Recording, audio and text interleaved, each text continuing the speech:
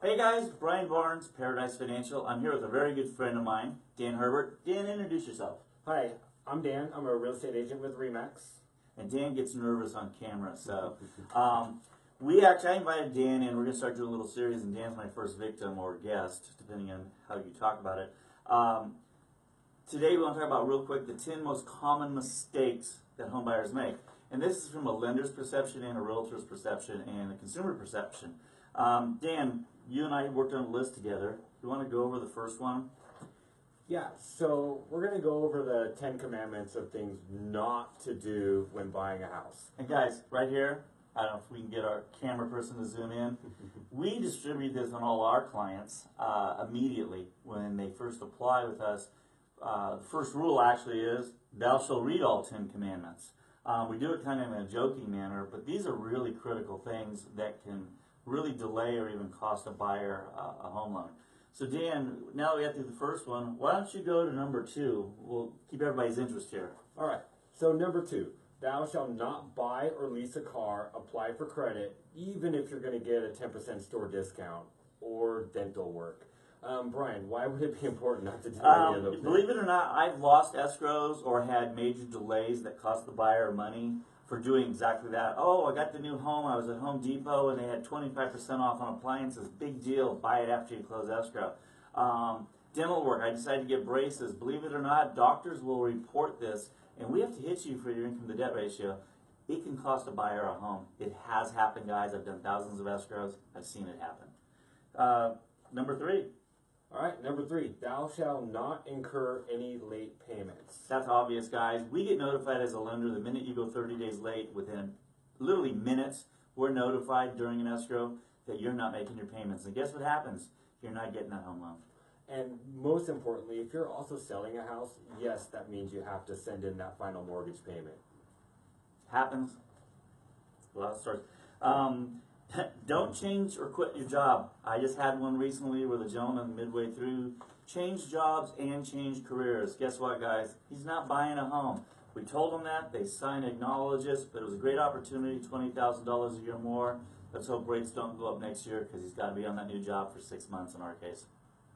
All right, so let's go on to number 5. Thou shalt not finance any large appliances such as furniture or major appliances.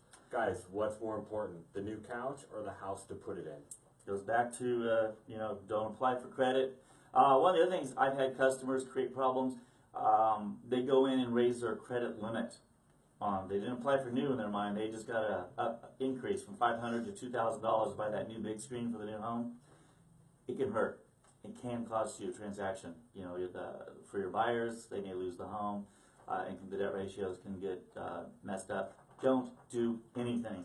Dan, next. All right, so number 6, and this is one I come across quite a bit. Thou shalt not transfer money from one account to another account. Why is that one important? We have to trace all the money since 1989. They make us as lenders play kind of like the IRS.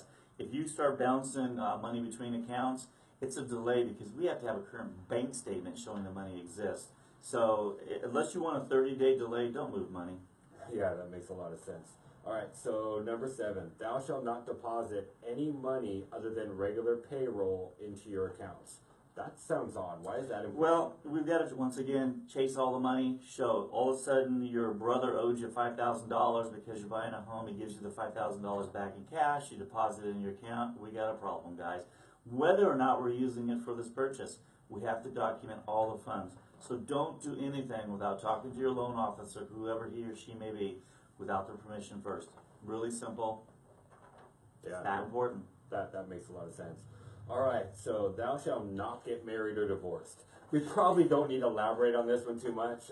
If you're utilizing both incomes or the fact that you probably have to pay alimony. Or I've had people all of a sudden file for divorce in the middle of buying a home. Alimony, child support, we get hung up sometimes for months. The escrow dies. Don't get married. California's a community property state. I'm all for marriage. But if Dan here's a single guy, he gets married in the middle of the escrow, we get notified as a lender. Now all her debt, bad credit, is on him, even if she's not going on to the loan. California, guys, community property. Very few exceptions to that rule. That makes a lot of sense.